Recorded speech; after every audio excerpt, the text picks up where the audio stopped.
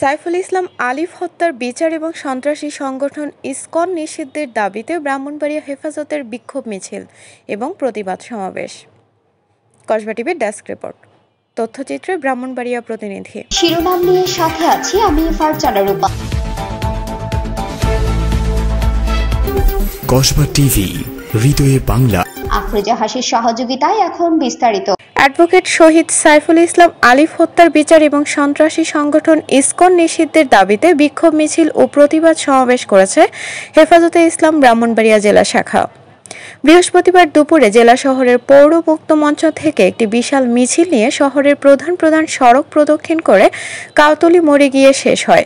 মিছিল শেষে জেলা হেফাজতে ইসলামের সভাপতি মুফতি মোবারকুল্লাহর সভাপতিত্বে অনুষ্ঠিত প্রতিবাদ সভায় প্রধান অতিথির বক্তব্য রাখেন হেফাজতে ইসলাম বাংলাদেশের মহাসচিব আল্লামা শায়েখ সাজিদুর রহমান।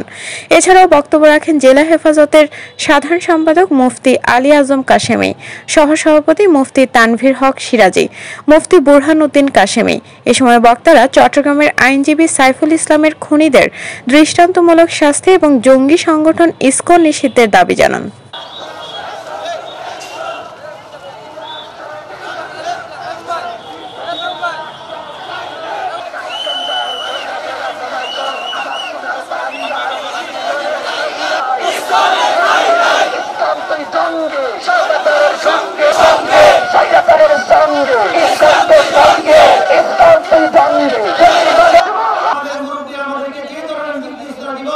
আমাদের জান দিতে হলে আমরা অন্যতম শীর্ষ মুরব্বী আমাদের আবাস করতে চাই। আমাদের মুরব্বী, আমাদের লিডার আল্লামা প্রকাশ্যে অ্যাডভোকেট সাইফুল ইসলাম আলিফকে হত্যা করা হয়েছে। হত্যা ইসলামের সমর্থন করে না। যারাই হত্যা করেছে, যারাই এই হত্যার সাথে জড়িত, ইসকনের সদস্য, ইসকনের সন্ত্রাসী, যে কোনো সন্ত্রাসী দ্বারা হত্যা সংঘটিত হয়েছে তাদেরকে অনতিবিলম্বে গ্রেফতার করে দৃষ্টান্তমূলক শাস্তির ব্যবস্থা করতে হবে। আমরা সমস্ত হত্যাকাণ্ডের বিচার চাই। 21 সালের ব্রাহ্মণবাড়িয়াতে 15 জন হত্যা করেছে যারা, তাদের এই বাংলার মাটিতে প্রকাশ্যে বিচার করতে হবে। বিচার হলো, হত্যার বিচার হলো ফাঁসি।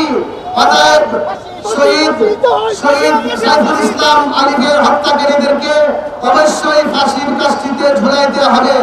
বিশেষ সূত্রে জানতে পেরেছি ইসকনের সদস্য হত্যাকারীদের মধ্যে আছে। এই জন্য সন্ত্রাসীরা যে কেহই হোক, হত্যাকারীরা যে কেউ হোক, তাদেরকে বিচারের আওতায় না মৃত্যুদণ্ড কার্যকর করতে হবে। কসবা টিভির সংবাদের সাথে থাকার জন্য ধন্যবাদ জানাচ্ছি। পরবর্তী সংবাদ পেতে আমাদের চ্যানেলটি সাবস্ক্রাইব করে রাখুন।